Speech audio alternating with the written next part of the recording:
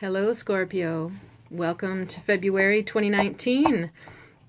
We're going to be looking at 3 cards for you for the month, and we're going to tell you a little bit about your astrology up and coming for the next 7 years, actually. So first of all, we're going to burn some sage as usual and purify and cleanse. So just imagine that the smoke is all around you, purifying and cleansing anything, and all around our cards.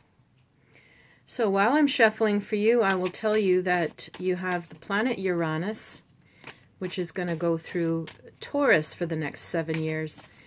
Now, Taurus is your house of partnerships and relationships, committed relationships. So what happens when Uranus goes through that? It's a 7-year transit. Okay, this is why I bring it up. You have to gear your mind and prepare to be adaptable in your relationships. That can mean, if you're in a committed relationship right now, that you will finally, you'll see a need for some freedom in your relationship. They might ask you for some space or freedom. And it doesn't mean breaking up. Sometimes it will, but it doesn't have to. It can just be that you get out of whatever is a comfortable sort of dynamic you've had, or maybe it's a rut, but it's going to shake it up. Maybe your partner or you suddenly says that you want to go on a trip alone for the first time ever. If you're single, it will bring in different people than you've ever expected, because Uranus is sort of like a wild card. It can bring people in suddenly, and they can leave just as suddenly.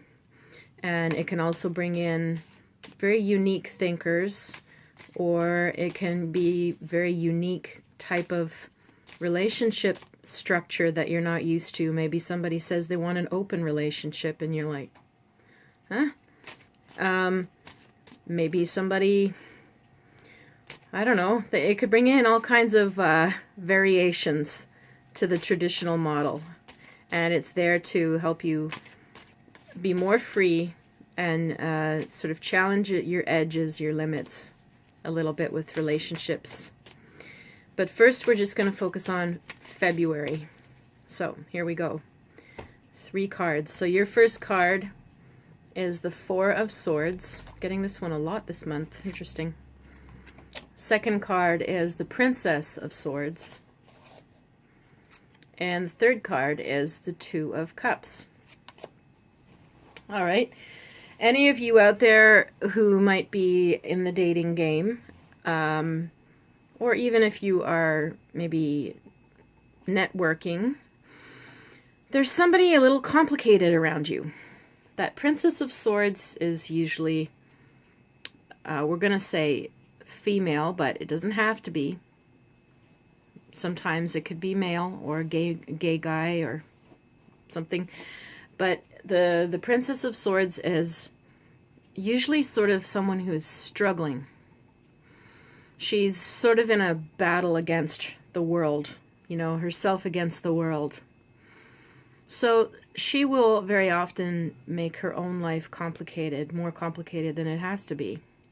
Because she won't think she is, but she's causing a lot of drama or discord or making things harder than they have to be all around her.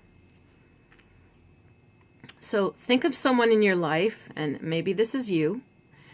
Who do you know, or are you making your own life more complicated than it has to be? Are you always in a battle, or there's always something wrong, or you always have to just stick your 2 cents in and it's ruffling feathers? Because the 4 of Swords is a card of laying down your swords and finding a truce.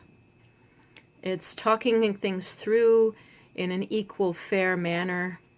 It's expressive. And the 2 of Cups is like a love partnership. It's actually more of the Lover's card than the real Lover's card. So in the mix of that, you have this complicated person. So what does that mean?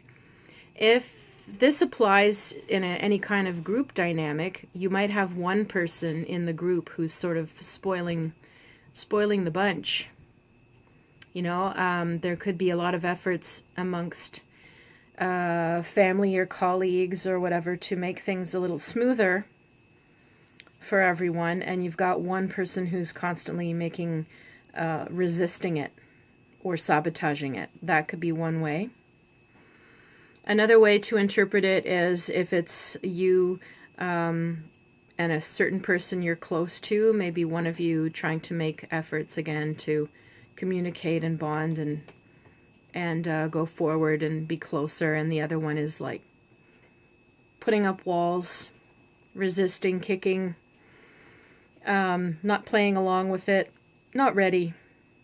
Also very scared and not ready. So if you are dating, if you are looking for love, if you are looking for a more peaceful life, you have to identify who this Princess of Swords is. And very often she's somebody who wants to learn things the hard way. No one's going to tell her what to do. And she's going to need to learn by trial and error, by her own mishaps. She's not going to learn by somebody telling her like how it is. She's going to rebel against any rules that are set on her.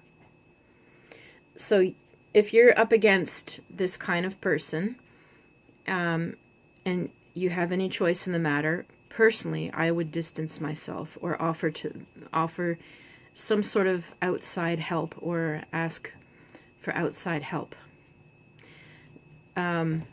Because to me, it's one of those things where if you're looking for peace and love, and it looks like you are in these cards, you won't get it with this person around.